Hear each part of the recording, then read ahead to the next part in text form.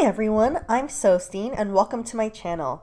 Today we're going to finish the frock coat I started in a video I made a few weeks back. This is my version of the Count Axel von Fersen court suit, which I'm making for a trip to Venice Carnival. There I'm going to a party that's dedicated to dressing up as the royal court favorites. Favorites like Madame du Pompadour, or in this case, Marie Antoinette's favorite, Count Hans Axel von Fersen. Whether or not they actually had an affair, you must admit there were some steamy rumors about them. So, first off, I want to thank everyone who corrected me. I kept saying Count Fersen in my first video, but his name is actually Count Axel von Fersen. Thank you again, and please let me know if I get anything else wrong.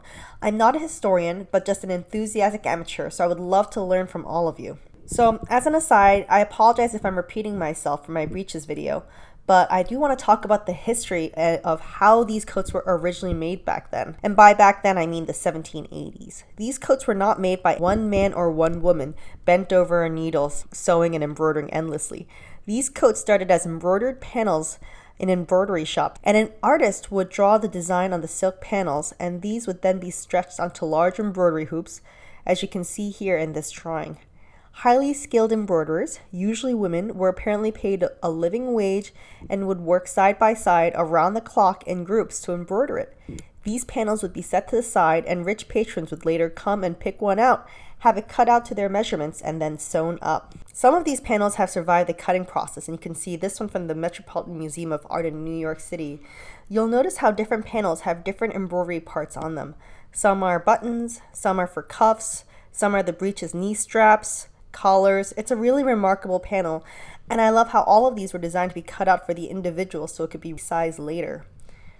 So anyways, my last video left off at the conclusion of flatlining the silk fabric from the front panel.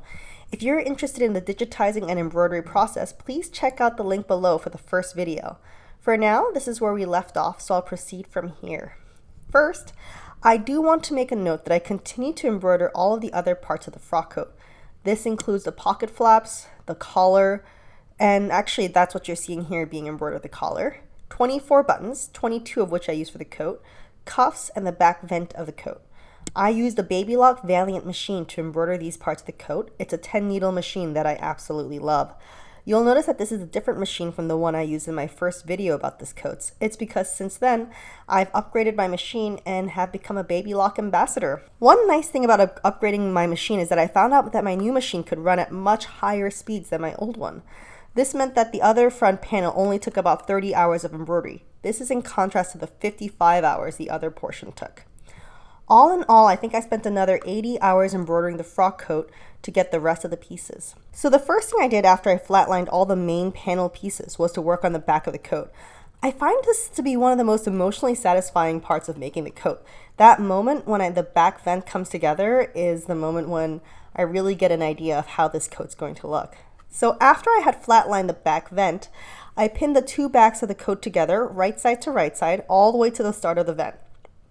I machine sewed this seam using a strong cotton thread with a 3mm stitch. Opening this up, you can really see how the design comes together.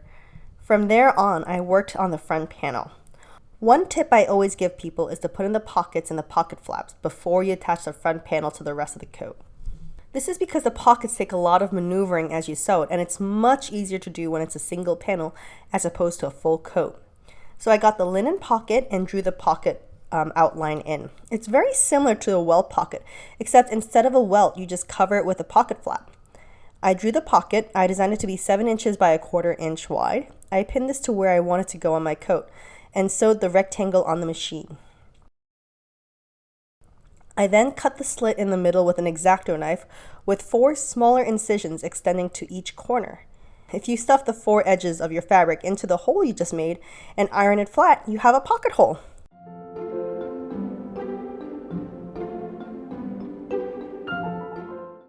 I then attached the back of the pocket and then sewed that down.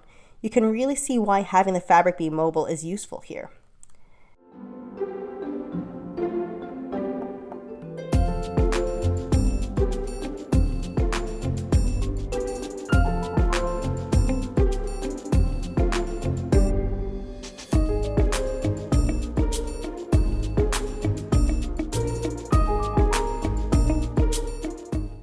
I then attached the pocket flaps where I wanted them and then sewed them using tiny whip stitches with matching blue silk thread. There you go, your finished pocket. After both front panels had their pockets, it was time to sew the front panels to the back. The sides of the coat were pinned together, as well as the shoulder seams, and then sewn together.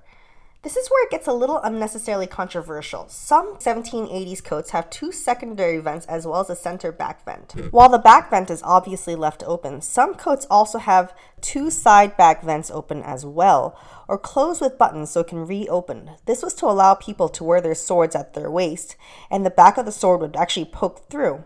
However, the court suits I was lucky enough to study up close at the Museum of Victoria and Albert last year did not in fact have this open. I think you can really go either way for the 1780s and have it be historically accurate. Since this was my husband's court suit and he wouldn't be wearing his sword with this outfit, I chose to pin this portion closed and sew it shut.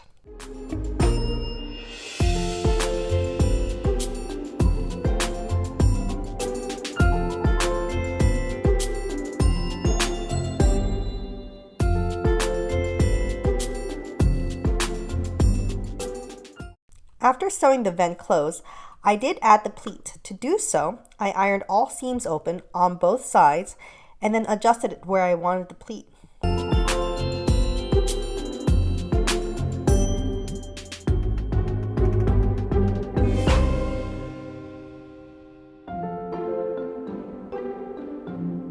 I ironed it flat and then let it cool to room temperature to set it. Please note that it's very important to be patient at this point and let it cool naturally to room temperature. The cooling process is actually what sets the pleat in.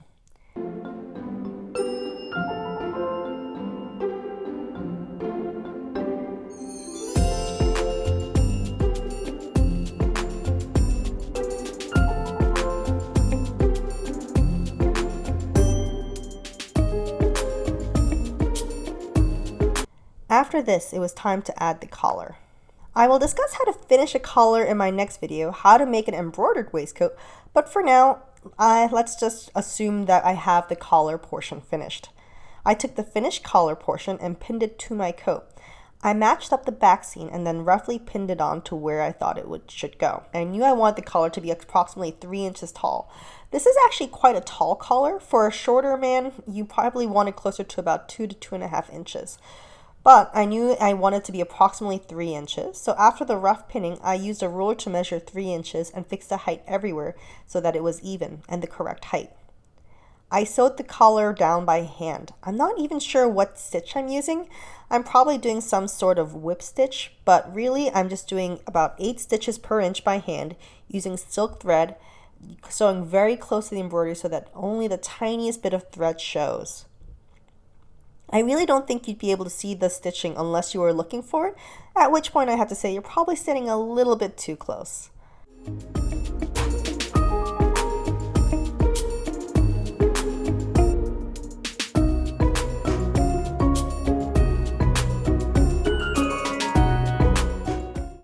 At this point, I had my husband try it on. While I didn't take any videos, the photos show how it's really starting to look like a frock coat. I also took this time to adjust the armhole so that I knew his arm would be comfortable as he moved. It was time to set the sleeves. To make the sleeves, I pinned the silk outer portion right sides together and sewed the two together. I did the same with the lining. I ironed all seams open, turned it right side out, and then attached the sleeves together wrong side to wrong side with the lining inside. I did a simple running stitch about 3/8 of an inch from the edge to hold the armhole opening sections together. While at the wrist portion of the sleeve, I turned the fabric 1/2 inch up, ironed it, and sewed it clean by hand. I didn't film this portion, but after the sleeves were finished, I machine sewed the arms to the armholes of the coat. Please note that I usually put the cuffs on at the very end. Now it's time to line the coat. While the coat is already flat-lined, the original frock coat was lined in white linen. I used this beautiful Irish linen from Burnley and Trowbridge, link below. I cut out the 4 pieces of the frock coat body, the 2 back and the 2 front. I took the 2 back portions first and then sewed the center back seam up to the vent. I pinned it down to the lining on a flat surface so that everything is even.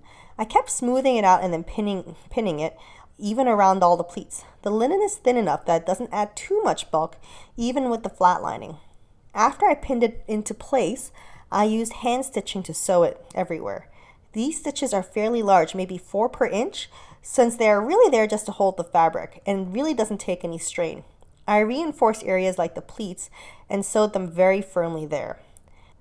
Around the armholes, I tucked the seam allowance into the lining and sewed it to the lining to keep it in place using hand stitching. You'll notice that even though I'm very liberal with machine stitching, I do prefer to do hand stitching on anything that will show on the outside. After the back lining piece has been completely attached to the front, I did the same with the front. This is a lot more time consuming than the modern strategy of bag lining, but I do prefer this since the lining tends to lie a little bit more flat. Please do what you like best. So at this point, I sewed down the front panel lining. Note that I did not sew the lining down around the hem. This is because I still needed to figure out how long to make the coat. I had my husband try it on with his socks and shoes, so I would know how long to make it. The original coats went to approximately knee length, but as far as I know, there is no etiquette for exactly where on the knee it should stop. If you do know, please share it along with the primary source. I'm very curious. I chose to hem it around mid-knee and pinned it into place. To hem it, I then ironed it at the length I wanted and sewed it to the lining to keep it in place using hand stitching. At this point, the coat is almost done. The collar is in, the sleeves are in, the lining is sewn on, and it's even been hemmed. All that's left is the cuff and buttons. To stiffen the cuff, I cut out the shape of the cuff in iron-on pellon horsehair interfacing without the seam allowance. I ironed this onto the embroidered cuffs to reinforce the fabric.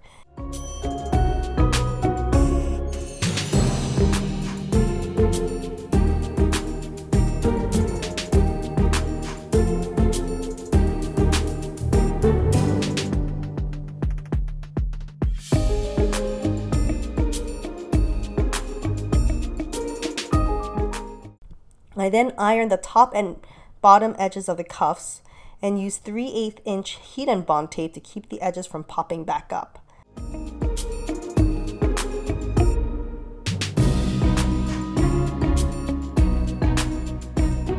You'll notice there are 4 pieces. I then pinned the right sides together and sewed the 2 ends down. This way I have 2 mirrored cuffs. I lined the cuffs with blue silk using hand stitching to line it.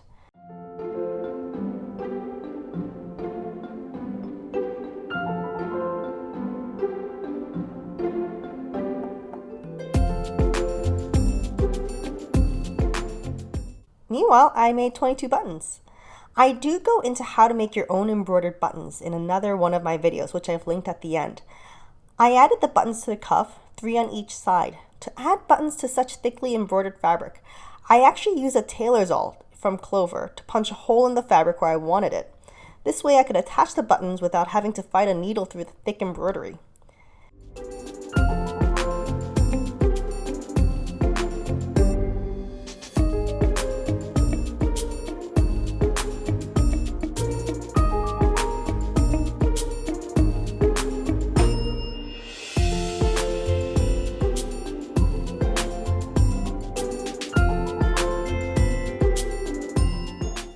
After the buttons were attached to the cuffs, I sewed the cuffs by hand to the finished sleeve.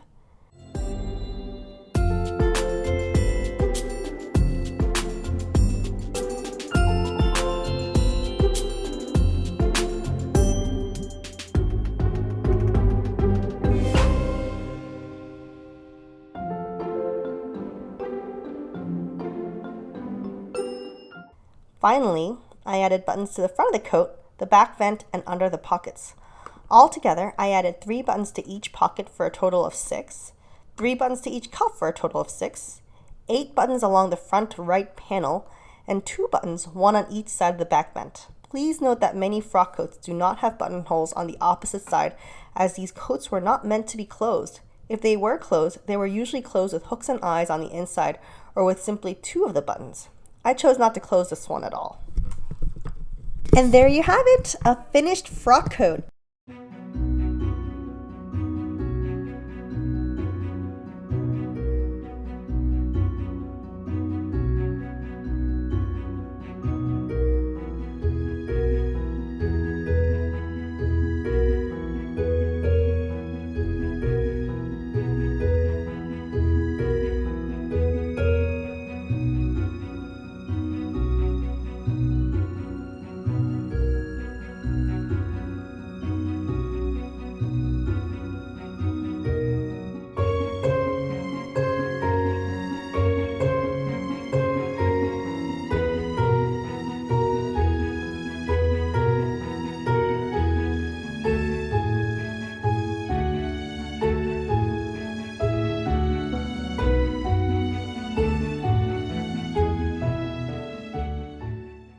If you have any questions, comments, or suggestions, or just want to say hi and talk 18th century clothing, please leave a comment below.